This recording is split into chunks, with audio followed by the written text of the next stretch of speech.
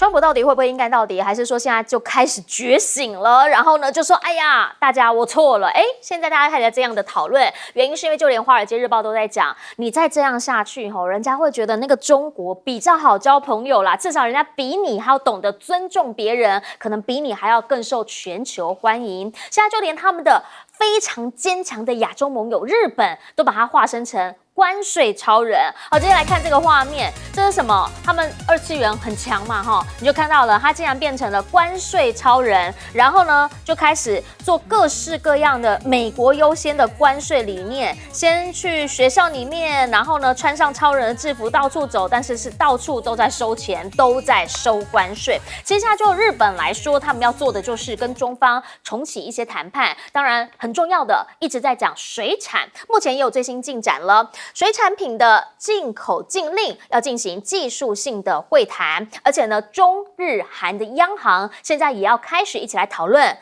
什么嘞？哎呦，很奇怪，讨论的是美国关税。其实你以前比较少听到说呢，中日韩合起来是讨论一个美国如何来应对美国的政策，但现在这也都正在进行中，正在发生。而且这场科技会谈呢，说是在苏州，3位官方代表呢也开始进行合影，所以不管是财政，不管是科技上面，大家都开始在美国之外跟中方进行合作。另一个则是印尼了，因为这是东协呢，其实受伤也蛮深的东南亚的部分。好，印尼呢现在是第一次的进口了鲜食椰子要进入中国市场。必须要理解的是，印尼它也想要赚一点外汇嘛。那如果说呢，现在美国不好做生意，当然跟中国做啊。你看看先前卖榴莲的马来西亚好成这样，是不是？现在我开始可以卖印尼，也希望多找一些方式，多找一些门路。好，到底谁盯得住？好，阿根廷也开始了。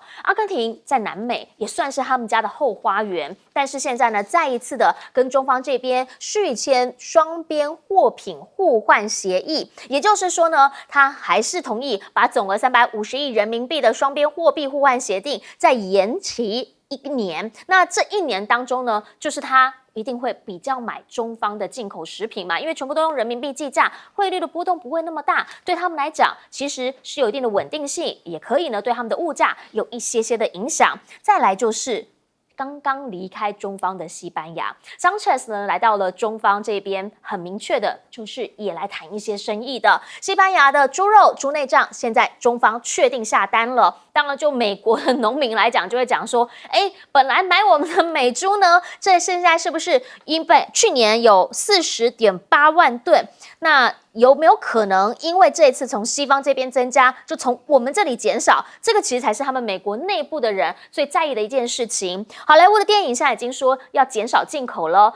甚至中方是说要跟西班牙这里来升级电影的合作，所以大家就在讲，是不是真的所有的东西都从其他的市场找到替代品，而把美国真的给推在外面呢？甚至就连德国的商界领袖都在关注一件事情，就是到底是不是会吸引中德之间更密切的关系。好，包括了第一条欧洲的全自动生产线，这是中方的电器制造商宏发集团跟德国这边第一次所制作的。那这一些的内容都在的发现说，从实际的农产品，然后呢到影视产业，到生产线，甚至是云端，大家都开始来寻求脱离美国的替代方案。大家就要问，如果欧盟是这样，东协是这样，亚洲的日本是这样，那想问问他的老乡好英国会怎么样？这个是英国首相第一次对外回应。当川普说 "Kiss my ass" 的时候，你怎么想？听听他怎么说。You talk about negotiating a deal. The president talks about countries queuing up to kiss my ass. I mean, how comfortable are you doing business with a man like that? Well, look, the US is our closest ally. For 80 years... It's not comfortable language, is it? For 80 years, we have had peace in the United Kingdom and across the continent. That is because of our relationship with the US and Europe and underpinned by NATO. So of course we keep a cool head. Of course we're calm and pragmatic in all of our responses and all of our relationships. 好，记者一直在问他说 ，Do you feel comfortable？ 你觉得舒服吗？但他强调，就是美国的英国的那个谚语哈 ，keep calm， 就要大家保持冷静，好吗？但是他会不会转向？看起来好像没有他们现在呢，新创公司还考虑要转向美国，说已经到美国这边去注册成立公司了。所以呢，每一个国家当然基于他们的立场、他们的国家利益会有不同的方式。但是呢，请教一下彬哥，现在有一群人是这样啦，包括了《华尔街日报》都发现了他们的老朋友好像一一转向，因为中方比较尊重人，然后比较能预测。其实这是一个感觉上蛮令人讶异的一个转向，就是最近我在网络上看到，过去日本网友提到中国大陆都是骂声一片，就觉得他们专制啊、独裁啊、不民主啊、共产党啊什么的。但是最近你会发觉，很多日本网友开始称赞起中国大陆，因为认为他们现在是唯一有骨气的，还能够去跟美国对抗的好。然后他们拿来对比什么？对比自己的政府，觉得日本太软弱，没有办法去跟美国强硬。这就是现在世界各国普遍的现象。为什么？当然，很多国家因为实力不足，所以面对川普的咄咄逼人，就是只好虚与委蛇，那甚至摆出低姿态。但是他们这些国家的人民心里头会舒服吗？当然不舒服嘛。所以就用各种的什么动漫啊、AI 生成影片啊、各种奇奇怪怪的东西啊，来去发泄自己心里的不满。这其实对美国来讲是一个危机耶。过去大家都是以美国认为是自由民主世界的灯塔，你应该要领导世界走向一个正向。结果现在这一个老大哥居然到处都在跟人家要钱，这真的是让大家觉得怎么会从世界警察变世界强盗？怎么会变成这个样子呢？所以这对美国来讲绝对是一个危机啊！我觉得美国的地位搞不好就因为川普的这样的恶搞，到最后逐渐丧失掉，再也不像过去那样强大。这是美国自己要去注意的。那当然，现在全世界来说，我能够跟美国暂时脱钩，我就暂时脱钩。为什么？因为跟你做生意的不稳定性太高了。你什么时候哪天神经抽到，又关税又给我涨，那我怎么办？那对这些东协的国家也好，对其他这些国家也好，都是一样的。就是你给我这么高的关税，就算维持现在的10%，都已经比以前高很多了。那这样子我的利润就大幅锐减了。那如果跟你做生意让我无利可图，我为什么一定要跟你做生意？我当然去找一个能够让我赚到钱的地方来做生意啊。所以当美国的不确定性提高之后，势必会增加世界其他各国去跟中国大陆做生意的这样的一个动向。为什么？因为中国大陆是世界第2大经济体，甚至如果你用 PPP 来算的话，它甚至规模已经超过美国了。对，所以对全世界各国来讲，当然，当世界第1大经济体让我觉得出问题的时候，我当然要赶快加强我跟世界第2大经济体之间的联系。我要想办法把从美国失去的从中国大陆这边弥补回来。而且中方这次也很厉害，就是过去中国大陆对自己内部的市场管控是很多的，金融也是在控制。可是这次你看习近平最近积极在干什么？他在开放他们的市场，他在争取跟其他各国做更多的合作，也表示他看出来现在这个迹象，就是当你美国转变你的态度的时候，正好是中国大陆可以更多去掌握更多盟友的时候。所以美国如果处置不当的话，到最后长期以来跟随美国这些盟友，可能到最后一个一个的都会跑去站队中国大陆，因为中国大陆让他们有钱赚，你让他们没钱赚。像阿根廷本来那个总统是非常崇拜川普人的，对啊，他说他是阿根廷川普吧？是啊，可是问题是为什么现在他选择？他一开始本来完全不要跟中国大陆合作，是为什么他现在选择跟中国大陆合作？因为没办法，因为川普上来之后也没有救阿根廷啊，对不对？那现在唯一愿意救阿根廷的就是中国大陆啊，那你叫他有什么选择？全世界也都是这样子啊。那我觉得那个记者去问英国首相的时候，他到底希望这个英国首相讲什么？难道希望斯凯尔讲说我很 comfortable？ 不可能嘛！所以他只好顾左右而言他，告诉你我们要冷静，我们要沉着。那现在全世界大部分的国家还是冷静沉着，看看你川普会不会出现什么变化。但是如果川普持续暴走的话，那大概大家就再也冷静不下去。好，毕竟呢，当川普又再一次的转向，然后说开始所有的电子啊、半导体就是先 hold 住，然后没有一个例外的时候，你看看这个网络上面对岸的网友突然之间呢又整个热起来了。这个是蛮有名的一个博主叫牛弹琴啦，半官方博主，他怎么讲的？他说这个特朗普就是川普啦，川普他们现在这一些退让。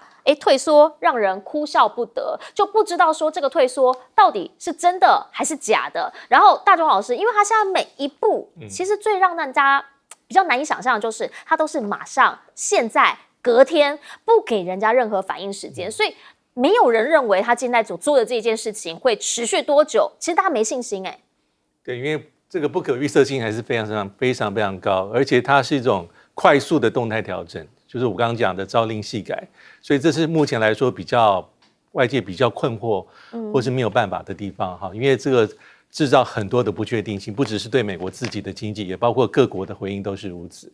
因为川普这一次在祭出这些关税战，其实老实说，从一开始到现在哈，已经准备好要跟川普这样你来我往、以牙还牙、以眼还眼的国家，大概就是中国大陆，还有一开始加拿大跟墨西哥，那第三个就是欧盟。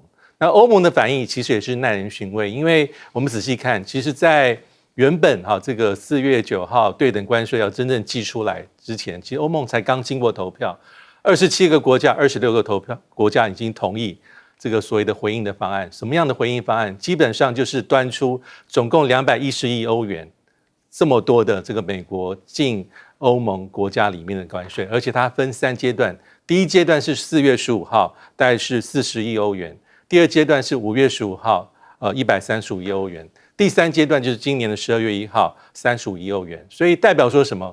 欧盟准备好面对川普的重要的冲击。那现在是因为川普说暂停90天，所以欧盟也暂缓。但是我想所有的方案都在欧盟的手上，就要看川普未来怎么做。但于此这样的讲法，其实也代表说，大多数的国家现在都是很被动的，主动权都是在美国身上。我觉得这是好像没有办法看到的事实。那当然，冯德莱恩我们也很清楚，冯德莱恩基本上在过去几年间，川普就任之前，其实跟美国的关系非常的友善。不管是俄乌战争，不管讲价值观，不管要对中国大陆祭出很多那种比较隐性的这种遏制的策略，都是高度的配合。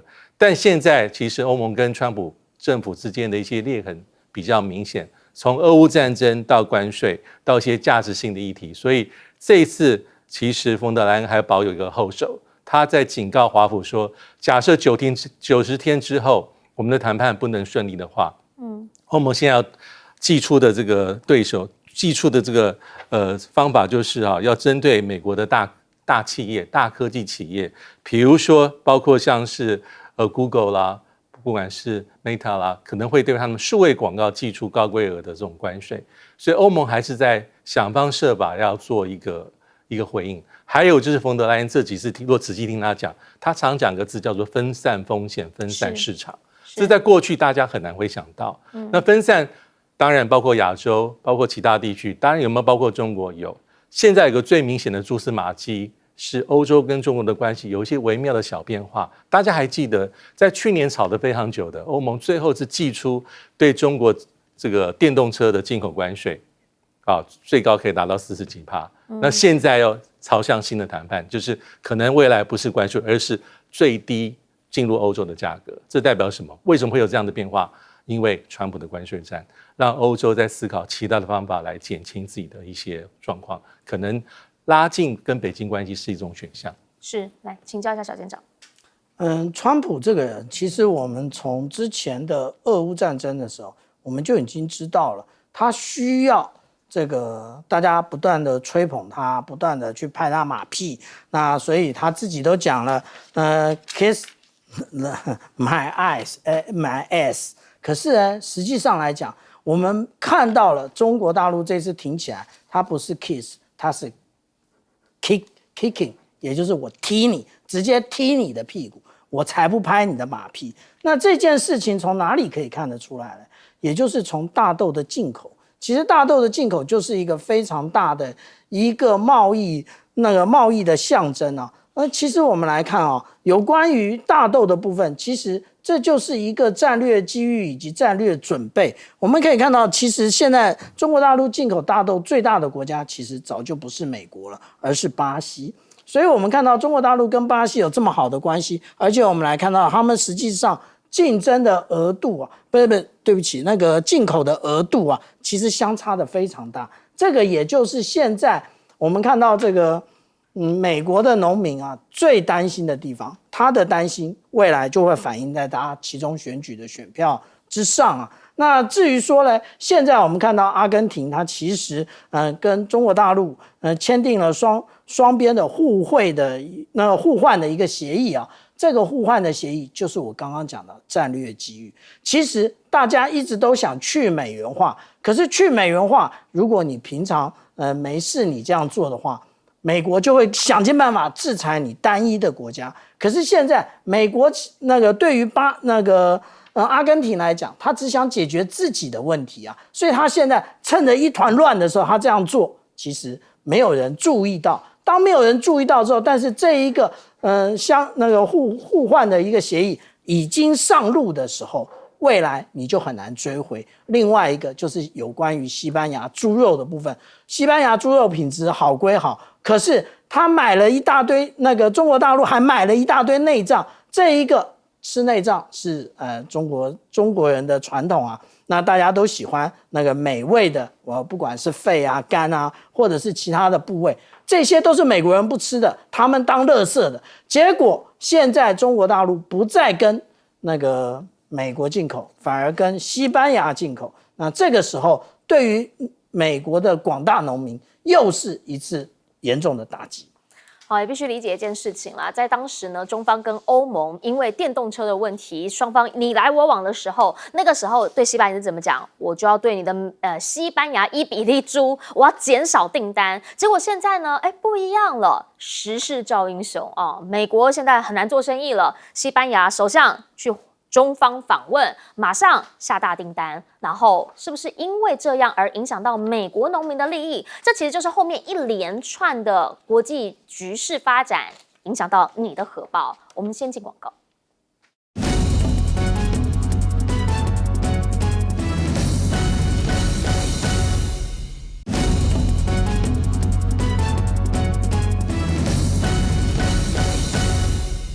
好，当川普告诉大家说，什么什么都要课关税，结果他发现他的川普大厦里面纪念品竟然呢很多 Made in China， 直接看画面吧，很多人就讲啦，这个帽子翻开来，结果发现它是 Made in China， 不对，产地好像被盖起来，然后呢就有网友去做直播，然后想要把那个盖起来的那个标签撕掉的时候，就被店员给阻止了。他们也发现啦，只要是 Made in USA 的都会字放特别大，怕你没看到他这么样的爱国。好，但问题是，就是有很多小东西，确实嘛，你本来就是从中国进口的啊。大家就在问到义乌这边小店的老板娘，他们说没关系，跟着国家走。来看看他怎么讲。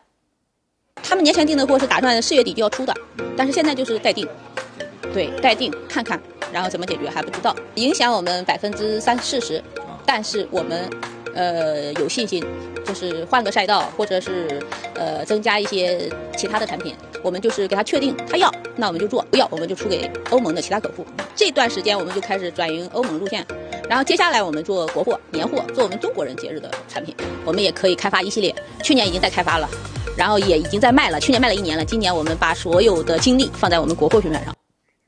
好，你也必须承认一件事情啦，就是当这个时候他们的那个民族情绪真的就是发挥到极致。法新社的记者发现呢，这边的人斗志昂扬啊，就是要开拓其他市场，而且呢，他们也认为你真的有办法那么快就把所有的制造链通通断钩吗？毕竟啦，从微波炉到芭比娃娃，你们其实都是依赖 Made in China 的产品啊。现在呢，即便本来是所有的产品都在美国制造的，业者也都说了，相信美国制造，但是你要换一个生产线真的没那么容易，你这么搞会让情况更糟的。华尔街的知名分析师甚至讲了，说你要把所有的生产线拉回来，你只会让美国科技业倒退10年，因为你当初就是因为那些污染啊，甚至便宜的成本，所以你才把产线移到国外去吗？你现在要全部拉回来，真的 Mission Impossible。而川普的关税大棒，甚至让很多的美国企业反而选择留在中方，原因是因为这边其实变动比较小，所以呢，他们比较看好这个长期稳定的合作性。现在其实呢，除了关税让所有人的民生物资通通上涨之外，还有的就是鸡蛋。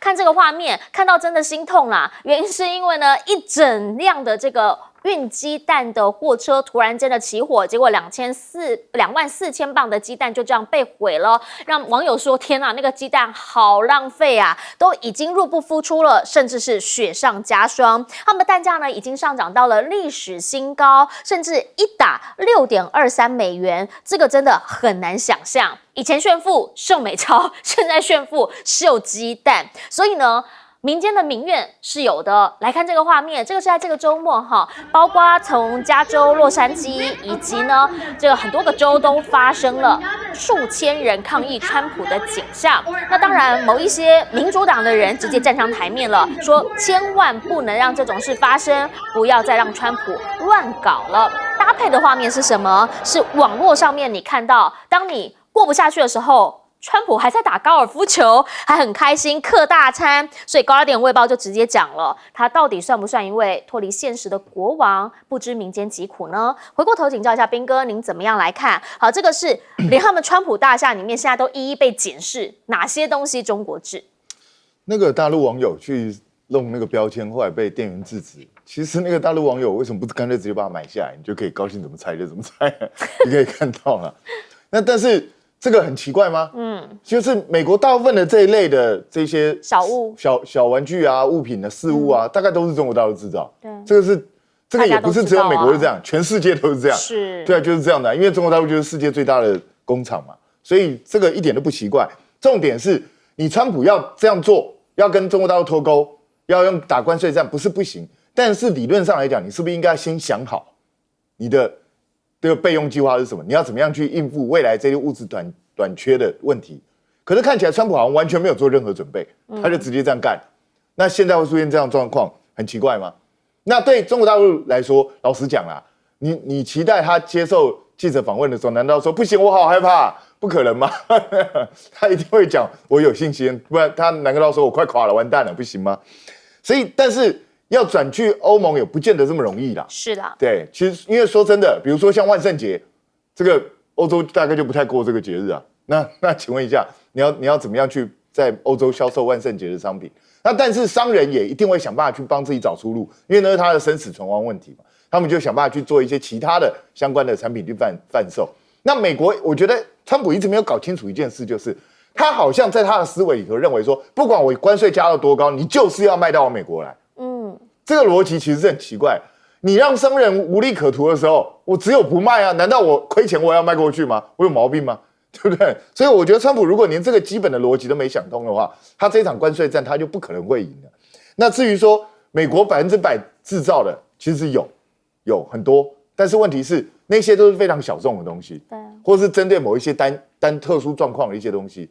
你要用大量生产的东西，你在美国制造根本就无利可图嘛，这才是美国现在面临的困境嘛。所以川普如果持续把这个贸易战打下去，接下来恐怕要遇到很大一个问题，就是中国大陆已经对这些稀土相关的东西对它进行管制，那未来可能会卡得更死。那接下来你这些高科技的产品，美国对他们现在也在准备说要去把一些相关稀土的这些东西做管制，但是美国本身能够生产的稀土少之又少，你要把这些工业建构起来，你没有个10年8年，怎么可能成功？那请问一下，在这10年8年的过渡期，美国打算干什么？你的高科技产业要怎么发展？这些川普好像都没有想清楚，这是非常危险的。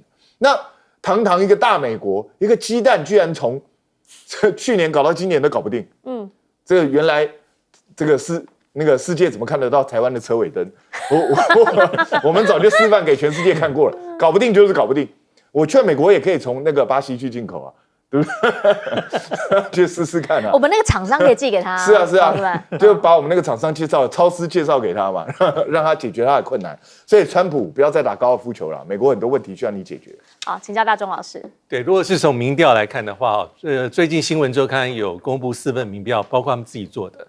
那基本上支持川普的比例是下降，就是下降，就是在4月的第一周，平均下降5%到8%，意思是川普的这几份民调最高大概是支持度是45.6%，最低可能41%，反对的从这4份民调最低都有49%，所以代表说可能川普快要到他的这个蜜月期的一个终点，所以这是他一个在做政策调整时候的一个参照的依据。但现在就是刚刚讲到他的团队里面还是有些分歧。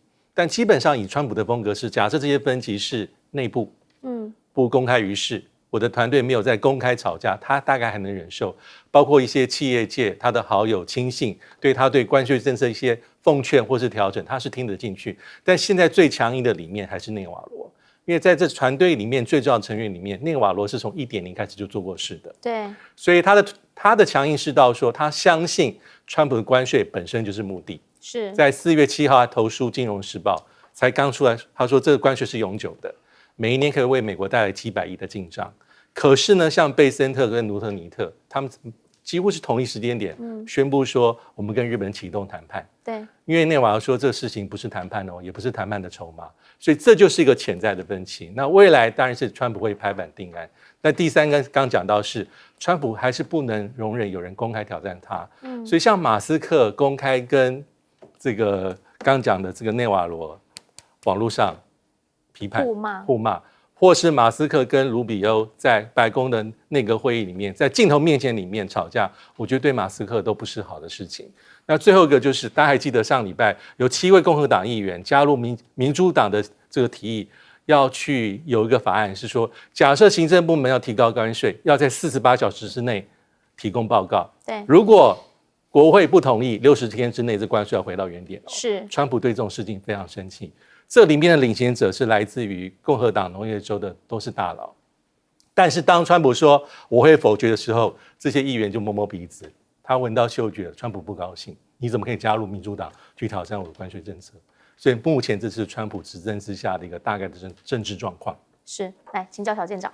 刚刚在广告的时候，主持人有问我们3位来宾一个问题啊，也就是美国大众到底对于川普这样的关税有没有信心？其实反映在他们实际上对于产品的标签上面，也就是他直接的把这个增加的关税呢，直接加一个栏目，也就是像我们刚刚下面讲 iPhone 这个部分，他直接告诉他的一个顾客为什么他这样做。我平常这些也都从国外进口的啊，没有关税啊，这次为什么要把关税列出来？也就是代表他们要告诉消费者涨价的原因是什么。那也因为如此啊，我们看到这个也就是所有的厂商对于川普的这一个关税可以走多久其实是没有信心的。那这个没有信心的部分反映在哪里？美国的制造商，当地的制造商都这么说，他说其实这样做其实没有办法帮助美国当地的制造业，而且实际上来讲，我们刚刚看到成本就是我们之前在还没有课税之前不断提醒大家的，这个关税从来不是所谓的卖家出那个负责，而是买家，也就是消费者在付。那既然是现在是如此的话，其实我们也看到就是这样增加消费者的生活成本，那这样就会让大家觉得更讨厌川普。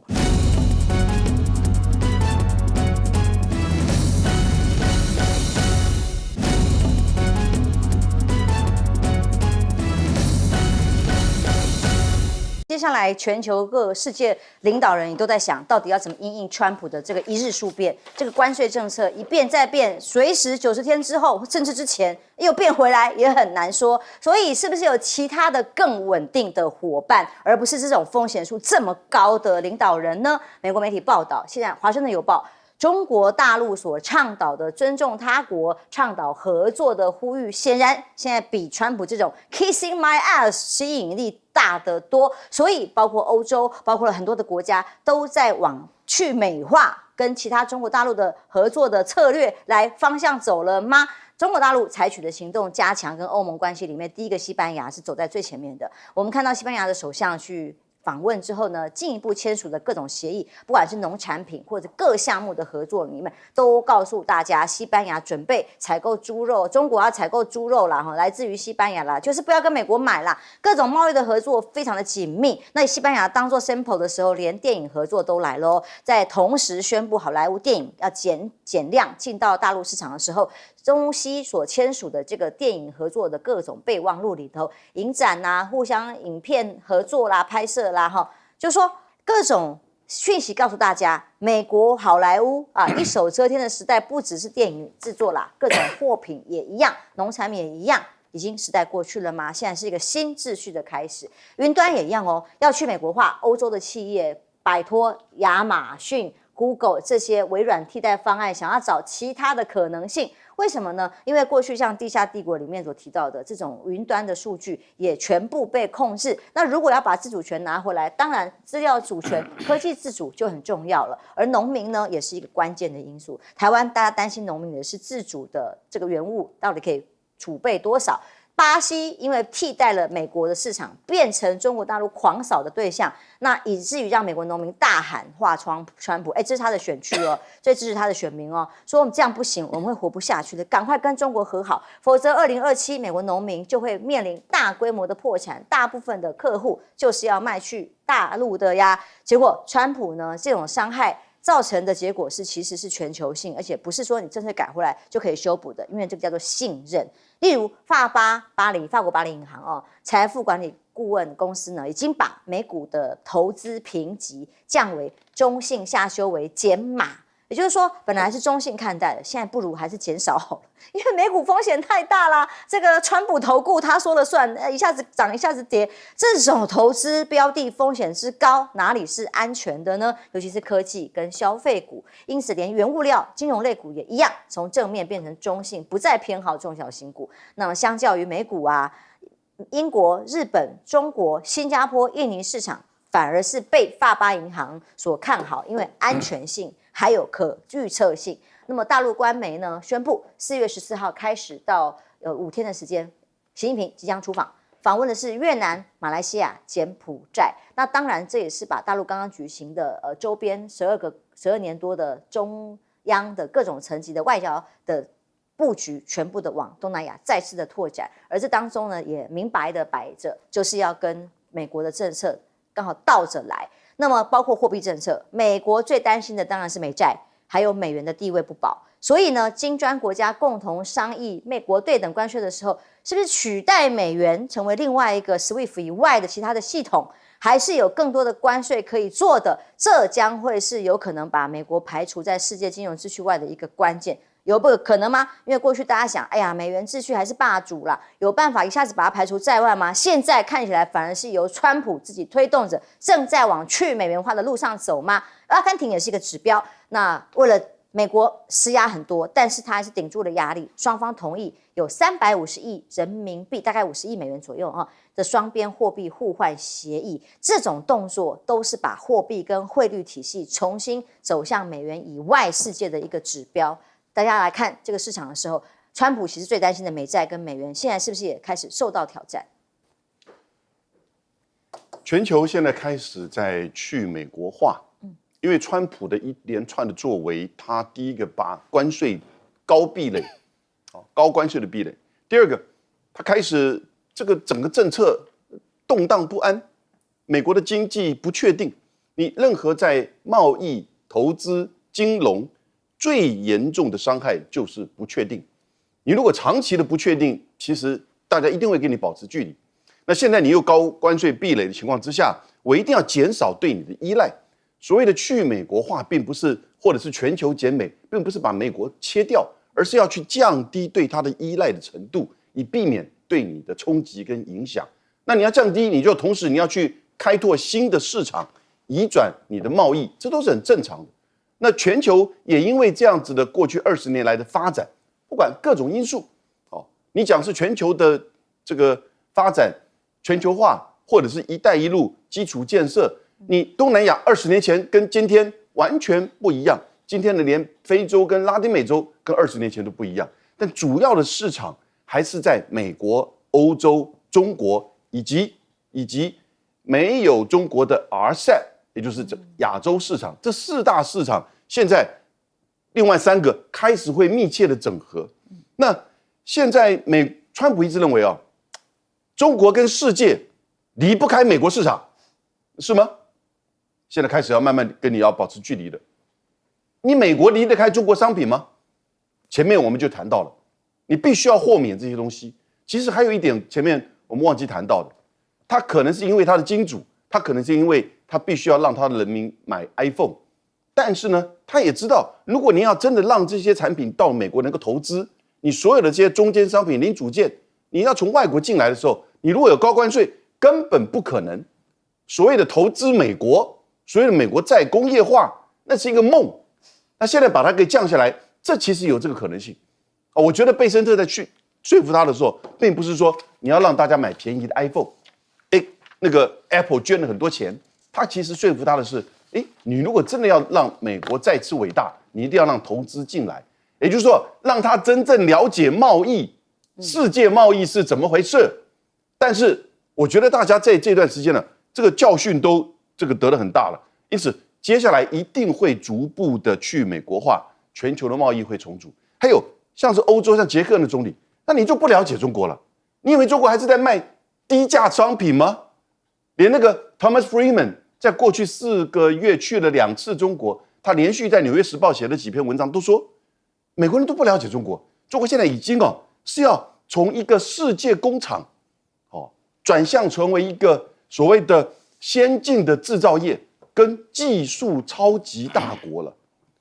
你知道现在中国的产品连那个网红 Speed 这走遍了中国的几个城市，尤其到深圳的时候，他买了中国的车子 BYD， 他买了华为的3折手机，所以这些东西你居然说中国只有低价商品。我们现在在台湾有一些政治人物跟这个网红还跟这个欧洲的政治人物一样，以为中国只有低价商品。Wake up！ 你不要跟另外一个川普一样好不好？你害了台湾，害了台湾的经济。那现在呢，面临到这样的情况，只有其实是建立一个新的贸易体系，然后呢，降低对美国的依赖，你就减少川普这种动荡不安的政策对我们的经济的冲击跟影响。是左老师，世界的地缘政治的版图正在重新重组，都因为川普。那么重组之下呢，连欧洲国家现在跟中国大陆一样在签，是不是如果去高征的关税、汽车税，是不是要重新谈，甚至不征了，免税等等的？所以大家自然有自保之道，西班牙、阿根廷都是其中的代表。当然，其实大家都是过去以来都是一个出口到美国的，就过去这几年了，其实像德国啦，他们出口到美国都有增加。但是在川普这一系列关税的政策之下，他们突然感觉到说，美国这个市场呢有太高的不确定性，因此他们需要去分散市场，所以他们现在欧洲要重新考虑，就是说原来搁置的那个中欧投资协定那是不是要重新启动？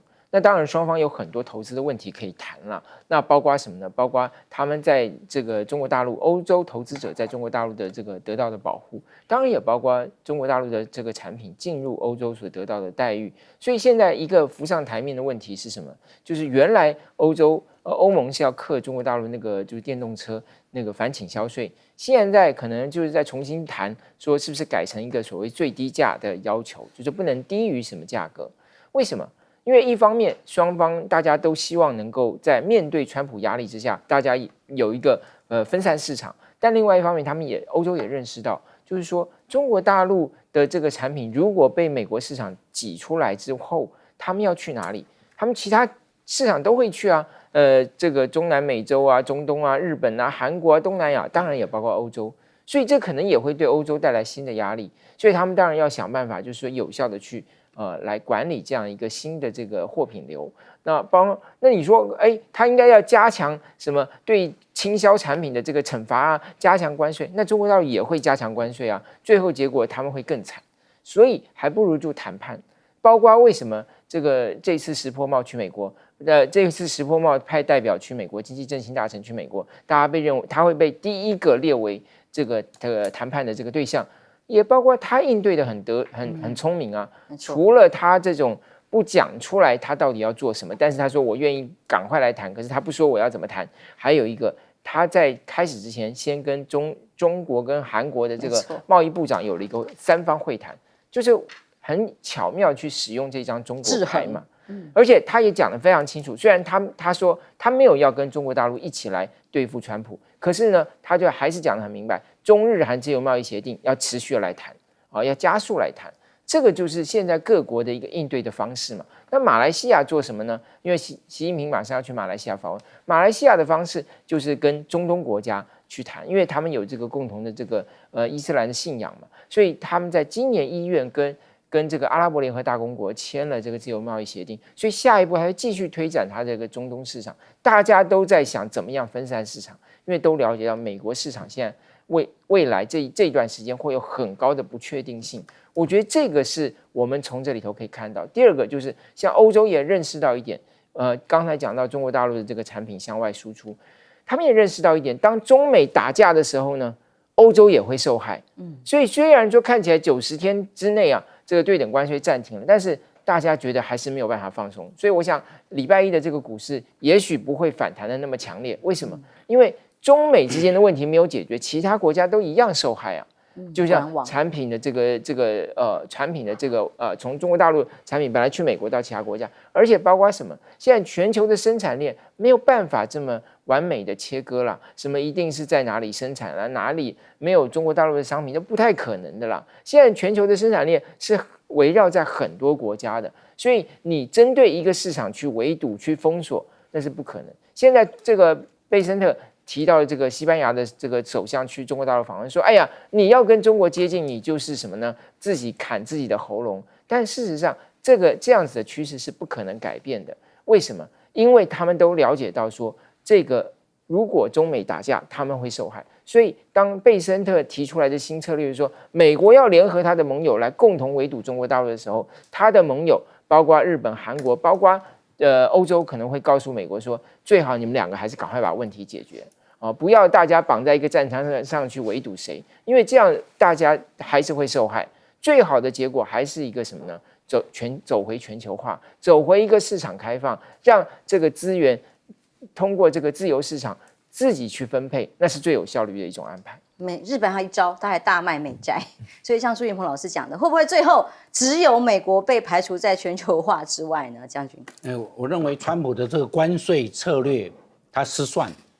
你看他中国大陆马上把美国这些我们讲到电影产业也好，影视产业也包含这个运动、篮球、棒球、拳击等等里面都受限，因为这不是生活必需品，这只是娱乐。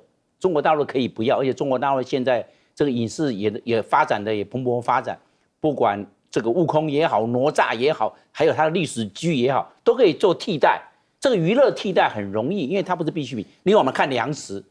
中国大陆粮食每一年从世界各地进口1亿6千万公吨，因为中国大陆粮食是不够的。那最大的来源呢，37%，也就是6000多万公吨向美国买这些玉米，买黄豆，买小麦，买高粱。但是中国大陆已经找到了替代市场，就是从巴西跟阿根廷进口。那这样的话，那美国这些，尤其是它农业州，那小麦田啊、玉米田，有时候一望无际啊。但是这些收起来要找市场啊，这些农产品不经放了1、2年啊，这些我们讲到的黄豆或者玉米，黄菊毒素就出来了，不能放久，所以要赶快找市场去卖掉。粮食不宜久放，没有说放个3年5年再卖，没有这种事情，那怎么办？那是市场，全世界最大的粮食进口国就是中国大陆，他就是要吃饭啊，14亿人口，每人吃1碗，就是14亿碗饭啊。你一天3餐啊，就要吃50多亿啊，40多亿啊，你14亿碗乘以3餐，你40多亿碗饭啊。你看中国大陆这粮食的进口是多大的市场？但是现在还找到进口替代，往南美洲去了，往巴西还是这个金砖5国之一啊，跟中国大陆关系非常的好，然后就找到了替代市场，只是它的运输成本跟时间成本稍微高一些，那可以忍受。所以你看美国的这些筹码有限。美国当筹码有限的时候，不要去搞这个贸易壁垒，因为会造成自己的这个损伤还够大，而且他得罪的铁杆，包含加拿大、包含澳大利亚、包含日本、包含韩国，甚至包含以色列，他都得罪了。所以他这无差异的关税战，造成川普在这一方面失策了。当川普把全世界因为关税大战压着宣布搞了世界大乱，很多家庭都因为这个股价大跌而受伤的时候，川普在干嘛呢？美国媒体曝光啊，川普连续几天卫报报道他都在打小白球啦。哎呀，这个川普国王好忙啊，完全脱离现实啊，而且继续跑趴是很贵的餐啊所以您好，因为川普关税费用加收450万元，这种状况是普遍的存在所有的企业啦，或者是一般的通路消费的商店里头的。但川普可不在乎啊，他还在吃每餐100万美元台币大概3240万，好夸张啊！他弄头发7万块美元，他吃一餐3240万元。所以他在乎大家现在所受到的经济波动跟困境吗？不在乎啊。但美国的业主已经说，都受到了因为关税的影响，苦苦挣扎，连这个什么光座位表演厅安装座椅都可以上涨个450万台币。所以川普的关税太乱，反而对于美国制造业，所谓美国制造，想要把大家的制造业拉回来，是帮助吗？不，一般一致的市场看法都是太糟了，完全没有帮助，只会让情况更糟。这个是福士品牌的执行长库勒他公开形容的。这对于接下来对于台越南各种的合作的措施来讲，让这些制造衣服啊、服饰啊、品牌啊都受到了重创。说还在庆祝说是胜利，他们都觉得不可思议，到底要怎么样把产线迁回国内？越南产品会比以往任何时候都便宜，这个只是一个想象啊，根本不可能实现。就算厂要开到美国来，也不是一天可以达到，而且成本实在太高，他怎么想都不可能有川普说的赚很多很多钱这件事情。他们都觉得天哪，川普在想什么呢？而贸易战引爆的叫做灭绝事件嘛，中小企业说面临的恐怕会是被灭顶的状况，因为呢各种的人事招聘、成长通通都已经停止了，尤其是跟中国大陆有关的这种企业相关的，都正在想办法因应止损，不管是暂时停业还是说裁员都是。那他过去曾经的副手彭斯是批评这种关税政策叫做直接失策，会让美国的工薪家庭是最惨的。因为这么激进的情况之下，凸显了所有的争议。共和党内部在经贸政策上面也有深层的裂痕，大家看法不一样啊。工薪家庭本来就是企业里面最容易被受害、被折损的一个阶层，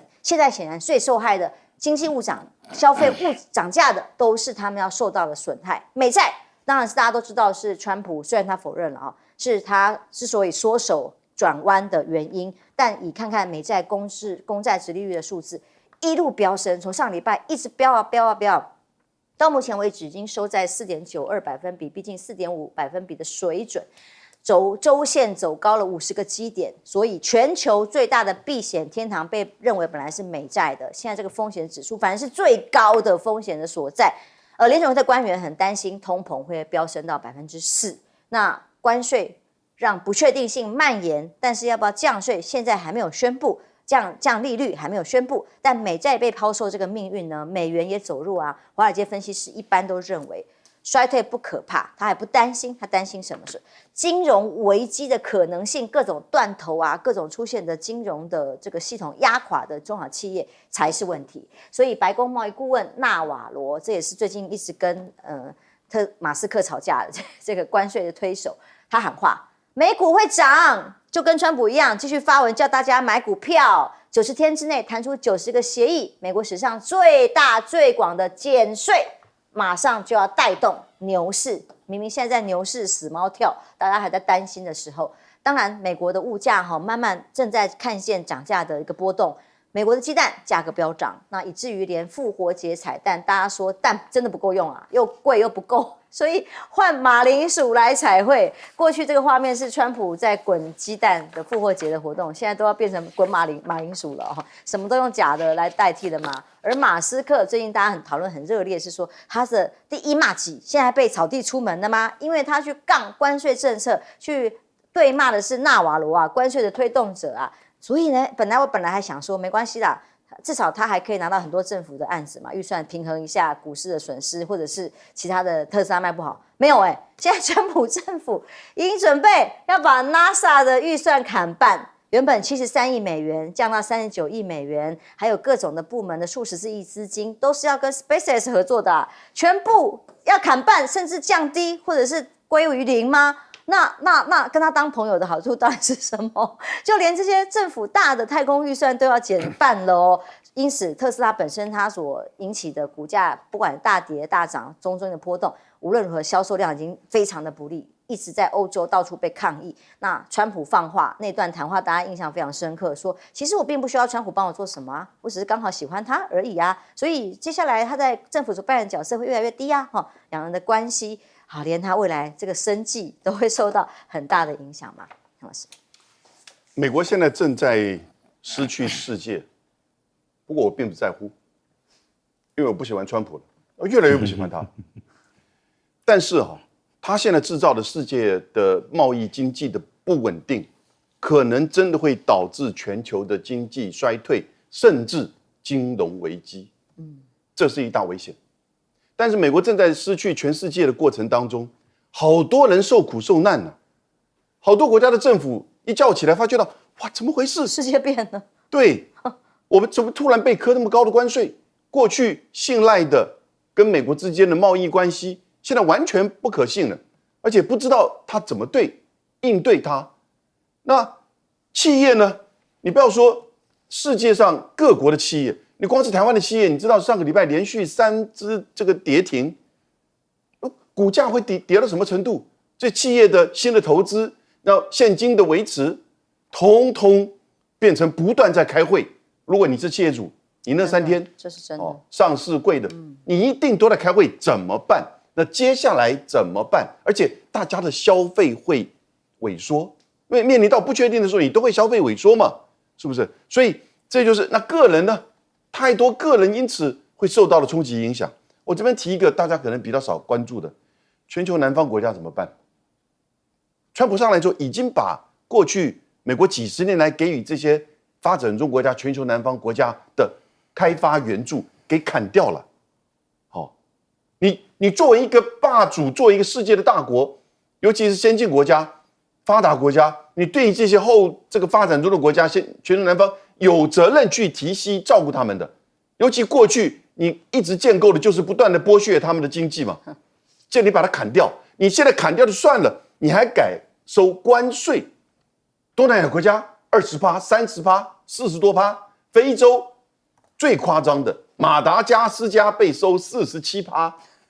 马达加斯加每年卖7亿多美元的商品到美国，这个国家1000多块平均的 GDP， 很贫穷的，非常贫穷。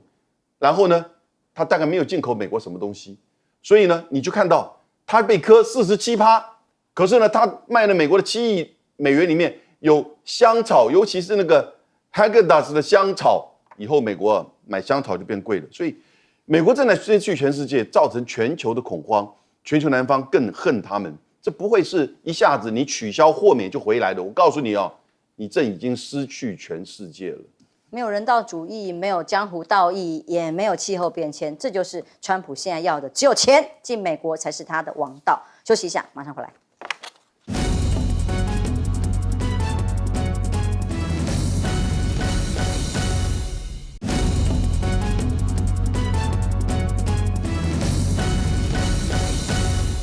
当川普还在开心打小白球、吃很高价的餐厅的时候，但中小企业主还有很多的产业，现在正面临了整个政策不知道该怎么办，全部都在担心因应之道。我听到那个就是美国的那个 NPR 啊，最近有一系列访问美国企业主对于这个对等关税的这个看法。那当然，我听到有一个比较有趣的是，有一家这个玩具厂商叫做Talking Jesus。那他当然就是一个耶稣的这个玩偶嘛，然后可以有讲一些这个圣经的内容。那他上这个节目最主要讲的是说，他们的这个玩具都是从中国大陆来的。那主持人问他说：“你为什么从中国大陆来？”他说：“没有人在美国制作玩具的，都是从中国来的。”好，那么他说那他怎么办呢？他要么就转嫁给消费者，要是消费者不买单，那他只能自己去吸收，就减少他的家庭支出。其实类似像这样的故事非常非常多，但我特别举了这个例子是为什么呢？因为其实在川普的支持者里头，有很重要的一股力量是所谓的基督教右派。那他的这个故事其实就颇能打动人，就是他像他这样子一个非常有坚定信仰，然后这个小企业主呢，本来是川普的坚定支持者啊，也可能因为这个 Mega 而受惠的，结果没想到这个贸易战完全把他这个打的这个晕头转向，他不得不要改变他的这个想法哦。所以我觉得像这样的故事其实是蛮多的。那当然有的些是制作其他这种小的这个铝罐呢，啊，它是装食物的，也是一样啊。因为很简单，就是说今天就算没有关税，这个东西也不太可能在美国制造，因为美国的国民所得就是高了，就高了很多嘛，所以它不太可能再去做这些传统的这些制造业。那这就是使得你这个关税政策基本上你的方向其实是有问题的。这当然也有进入到马斯克的这个故事里头来。马斯克现在等于就像是很多人的这个发言者啦，他一下从 Mega 的运动转成反 Mega 的这个发言者啊。为什么？因为他讲到说，这个你这个 Navarro 的这个关税其实根本有问题啊，欧洲跟美国之间根本就应该是零关税啊。他讲了很多，反映了大家的心声。那当然，白宫的发言人很有趣啊，说 Boys will be boys 啊，学到一个词啊，就是说，他们反正就像男孩一样吵架嘛。可是这个绝对不是简单的吵架。因为马斯克也认识到一件事情是什么？你看特斯拉的车子在美国好几个地方被烧啊，对不对？很多人攻击特斯拉，为什么？就觉得说你支持川普，就会害大家现在这个生活费用节节高升，对等等，或者政府的裁员呢、所以当然他现在要做一个回转。当然，我觉得对川普最大的挑战是什么？就是现在参院在开始要调查这些内线交易。那这个内线交易，当然有人是提出来说，川普家族啦，或者他的女婿啊，这些有疑似这种情况。但是呢，现在碰到了2个关卡。第一个关卡就是说，这个参院因为民主党没有多数，所以那些委员会是掌握在共和党手上，共和党不配合，他没有办法展开听证。第二个是什么？就是因为是内线这个交易的内线交易呢，有没有内线交易，他要揭露他的这个交易嘛？交易是45天以内。所以他现在当然可以用这个理由说，我要延缓，我要到45天以后才揭露。那这个当然都会使他调查呢没有办法及时有效。